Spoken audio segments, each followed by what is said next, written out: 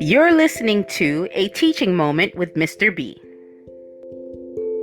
Hello, everyone, and this is Mr. B the teacher, and I come to present to you products and services that I have to offer.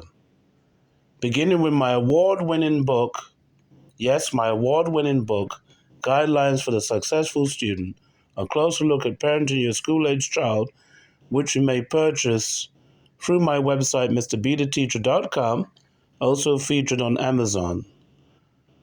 And while you are there on my website, you may also check out my educational songs that I also have on display for you to purchase. Can you count in twos? I will count with you. Can you count in twos? I will count with you. 2 times 1 is 2, 2 times 2 is 4, 2 times 3 is 6, 2 times 4 is 8, 2 times 5 is 10, 2 times 6 is 12, 2 times 7 is 14, 2 times 8 is 16, 2 times 9 is 18, 2 times 10 is 20, 2 times 11 is 22, and 2 times 12 is 24. Can you count in twos? I will count with you. Can you count in twos? I will count with you. Listen. 2, 4, 6, 8, 10, 12, 14, 16, 18, 20, 22, and 24.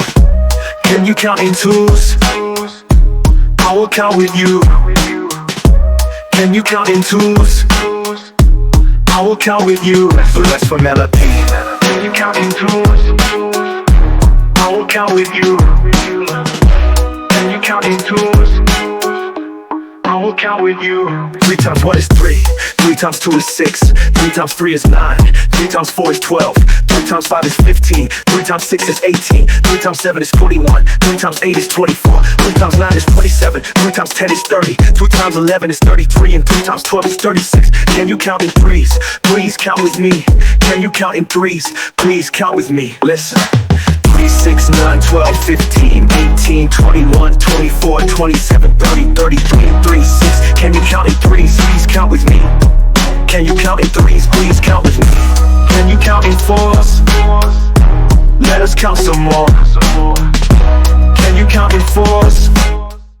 Please feel free to check out all my songs, my award-winning book, and in addition to those products, I also offer tutoring services in all major subject areas and through Varsity and through tutor.com, so feel free to check me out in those areas as well.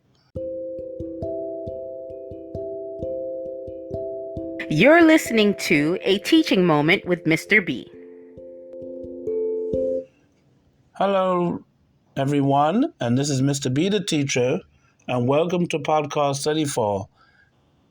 In this 34th podcast, I'm going to talk to you about the impact of AI on education. Now, AI stands for artificial intelligence. Now, this artificial intelligence is a tool, is one of the latest tools that's used to revolutionize education. It has been used to revolutionize it because it offers new ways and approaches to teaching, learning, and managing academics. It's also been used in business. It's also been used in our personal lives. And its main premise is that it's increasing the speed with which you could receive and use information. And that's how I see AI. In its implementation that has been occurring the last few years, last couple years in particular, it's raised both opportunities and concerns that must be carefully considered. Let's talk about the opportunities that AI offers in our educational field. Number one, it offers personalized learning. Through using AI tools like ChatGPT, the purpose of the AI tool, the artificial intelligence, is to enable the adaptation of the learning platform to tailor individual student needs, pacing, and learning styles. So it personalizes what you need to know, and it specifies and breaks things down for you. And you can receive instant feedback when you make mistakes, and it reinforces understanding in real time. So that's one of the perks of having an AI tool in your schools, or even as a student and even in business, is that it personalizes what you need to know. You tell it, you present ideas, and then the AI tool will then be able to give you feedback as to which direction. So oftentimes when you are confused about what direction to take a topic in, the AI tool will help you to steer you in the right direction. So that is a good thing. A second opportunity that it presents is the accessibility and inclusion. The AI tools is great for every person from every walk of life, from whether they are disabled, whether from different ethnic backgrounds, whether they have speech impediments. It offers tools that are useful for every disposition that there is. For the hearing impaired, to those who are blind, and all of these other dispositions. It supports students who have disabilities very, very well. They even have speech-to-text and text-to-speech applications that are available now through AI. And translations, of course, those who are learning from a different language and going to another country, they could use the AI tool to translate large blocks of text into their native language or into the non-native language that they're learning how to speak. So it gives you access to educational content. It gives you readily access to educational content which otherwise would not have given you had you not had a tool to do it. It also helps increase automation tasks like grading and attendance, lesson planning. It's helped me with my lesson planning. So it increases the amount of content that I could generate. It also increases the speed with which you could do it and the speed with which you could access information from various parts of the internet. So what the AI tool does for you, it helps you research and it navigates through the browsers that you're using to extract information that may have taken you hours to find yourself. And it speeds up that process. So the AI tool is very powerful. And this is some of the greatest perks that people enjoy today, even in 2025. AI-powered data analysis can identify trends in student performance. It aids the intervention and curriculum planning. It helps the teachers, it helps administrators make informed decisions about which direction their school district should go, or their teachers or their students should go. It can help with complex tasks, and it focuses on higher order thinking skills rather than just rote memorization. So it enhances assessments for students because you could pinpoint specific skill points that they need to work on. Whereas the ordinary state tests is more generalized and it will give you general questions. And many biases are often accumulated because of the region in which the test was created. There's a lot of regional bias. So it kind of eliminates that bias from assessments.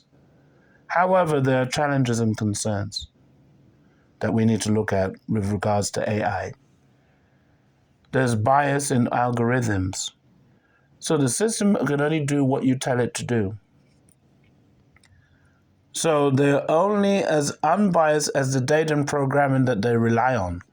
So whatever you input into the system is going to go by that standard. So if you're looking for information about health, and you've written several papers about health, or you've researched several websites about health, the AI tool is going to be used and it would extract from those sources that you looked at before. to help you form your arguments. So it's a faster way of getting it, but it often leaves out a lot. It's not always accurate. There are other areas that perhaps concerning health that you didn't find and that AI would not provide. So the AI tool is not always used for everything. So we need to know how to use the tool. So there are problems with bias in algorithms, but there's also problems with student data privacy. AI relies heavily on large amounts of data. So this raises concerns about the security of sensitive student information. So oftentimes, you might use an AI tool such as ChatGPT and Gemini, and you'll pull up a whole bunch of information about a student or staff or someone in business, and even more information than you wanted it to. So we need to be careful of what information we put into the system, or how do we safeguard certain sensitive information, such as personal information about demographics and so on. So we need to be careful what we input into the system in order to get the right amount out. And we need to have our safeguards and our protections on the computer, on whatever resources that we use, whatever platforms we use, so that we could access the right kind of information. Because unauthorized access to information could have long-term consequences for the students' privacy. It could have long-term consequences for the staff. So not all schools have, and this leads me to the next point. Not all schools have the right amount of access that they need. Not all schools will have the financial resources to adopt AI program. So this causes what we call a digital divide. So again, as I said in my previous podcast about teacher shortages particularly in underserved communities, well, here's another issue. With AI, in these same underserved communities, they're going to miss out on the benefits of having AI because the costs are high to have all the tools that are necessary to help students to have access to resources. So students in these underserved communities will miss out on the benefits of it, which exacerbates the disparities between the haves and the have-nots. It exacerbates the lack of resources that are found in the underserved communities, which are housed in the developed communities. But there's also another problem here. AI tools are great, they're very powerful, they're very quick and fast access to information in a shorter space of time, but students can become too reliant and too dependent on that technology, such as ChatGPT and Gemini. So it raises problems with over-reliance on the AI tools, which will reduce the students' capacity to critically think and problem solve, just like we did in traditional schooling. In traditional education, we've always had this term called plagiarism, for example. And that was one of the first things that came to my mind as a teacher when I first heard about AI tools being used by students in schools. Plagiarism. Because they write term papers, they write essays. And yes, while it is great for helping you to brainstorm ideas and it'll be great for outlines. However, to develop your paper, there might be issues with plagiarism because students might use it to copy large chunks of information without giving credit to the resources from which the AI tool extracted. So no, we need to think about having a great balance between how and when should the AI tools be used by students in schools. And school districts Staff, administration, teachers need to come up with ways that makes it balanced and makes it purposeful and meaningful for students. We need to make AI meaningful for students. It is a great tool, but we must strike a balance between using AI as a tool and whilst maintaining the students' own critical thinking skills and abilities. We don't want to go overboard. We don't want to have problems with plagiarism. I'm recalling from news reports of students in a certain state that was fired, that was not able to go on a scholarship. They were not allowed to enter a certain scholarship program. They were denied because they were accused of plagiarism, because they wrote a term paper, they claimed, that used more than 60% of material from their AI resource. So that young man, unfortunately, was denied a scholarship program because of that.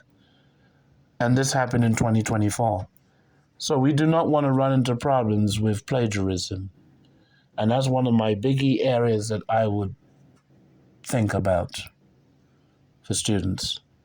So yes, it's a great tool initially to help generate ideas, but we must not overuse it. We must still encourage critical thinking skills. And we must also encourage students to talk face to face, to have that social interaction with teachers as well, which I'm going to talk about that as well. Now, according to latest report, officials of the Arizona State Board for Charter Schools revealed that approval on the new Unbound Academy, which will replace credited teachers, will condense AI classes with an uncredited person to supervise the tech. Now, that is a crazy problem because now teachers are being replaced by AI robots, AI tools to teach. In this particular district, I found out that they're going to have 2 hours of instruction per day only. Students in the sample schools are going to have, in this charter schools, and mind you, this applies to all the charter schools in the state, Arizona.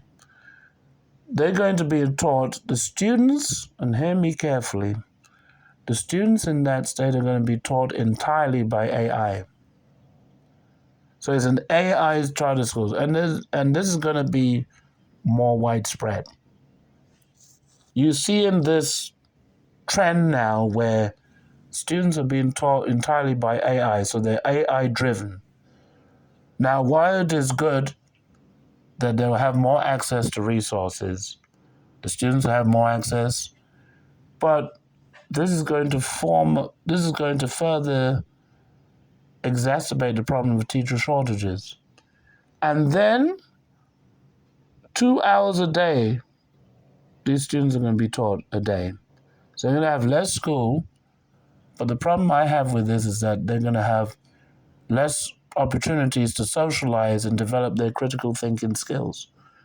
And according to research, students from an early age needs to develop the whole child. They need that socialization. And after all, 90% of all occupations involve talking to people on different levels. So if there's no room for interpersonal skill development, then this is not good. This is not the right direction, in my opinion, to go in. So yes, AI is good. Why not have a combination of AI instruction and teacher face-to-face instruction? Why not have AI instruction on a limited basis with special subjects or language, learning a foreign language, like in a lab? You could have AI computer labs, but or in some STEM programs. But let's not make this so widespread that you're going to replace teachers with AI robots or AI tools. So this lessens the face-to-face interaction and the realistic, natural way that students need to learn. And it takes away from what happens in real life when you have to work with people. 90% of all jobs involve working with people. So how are you going to work with a team if you're not taught these skills in school? In my opinion, this is not the best way to go. So I want you to check out the Arizona article, and I want you to think about what it would mean if you had your child being taught by AI for 2 hours a day, Monday to Friday, in your district. I don't think that it would be the best solution. But they found that this is a proposal that's been put forward as of December the 20th last year, and as of this year, they're going to implement it. In Texas, for example, EdTech platforms like IXL, which is a very good program, in which teaches reading and math and science skills, and the Khan Academy, another great program, students are going to engage directly, interactively with AI-powered platforms to help adjust. And what they like about these programs is that it adjusts their levels individually. So again, like I said, it's great for personalized learning. It could be used as part of a lab time. But I don't think it should take the place of face-to-face or online instruction that students need. I don't think it should take the place of that. It could be used as a supplementary tool for students to practice what they've learned in the classroom or online, face-to-face. But I don't think it should replace it, if you understand what I mean. I think it should be used in addition to. So they claim that there will be a few humans, but just a few of them, I guess to ensure that the system is working and functioning properly. And look at this part. Listen to this part. But maybe these few humans that they have, these few personnel that they have, may not actually be accredited teachers. They may not be educators who might be hired to monitor these systems. So they could hire out of field as well. So it's going to further exacerbate the problems that I talked about in the 33rd podcast of teacher shortages and pay. It's going to further increase that problem. It could, if they really stick to this approach. So while they're trying to adopt a human-in-the-loop approach with skilled guides and the systems, so you could target personally where each child is at, is going to lessen the opportunities to socially interact not only with teachers but also with each other. Group presentations and having dialogue, having role-playing, these things will not exist as much anymore, which is not good. So I think they need to use it as a supplementary tool as part of the school day, but not for the total school day. So that's my views on that. So again, the AI tool is a very powerful tool, it's a quick tool, and it helps steer students and staff in the right direction and districts. But it needs to be monitored and it needs to be balanced. And they need to have rules in place for how these tools should be used, to what extent should be used, and still encourage students to critically think for themselves and be creative. Because after all, this profession, the teaching profession, makes all other professions possible. So we need to teach them how to critically think, because in the real world, you're going to have to use critical thinking and interpersonal skills. Because as I say, 90% of all jobs involve talking to different people on different levels. So communication, those interpersonal communication skills are so vital and so important. I think they are underrated. and they need to be encouraged.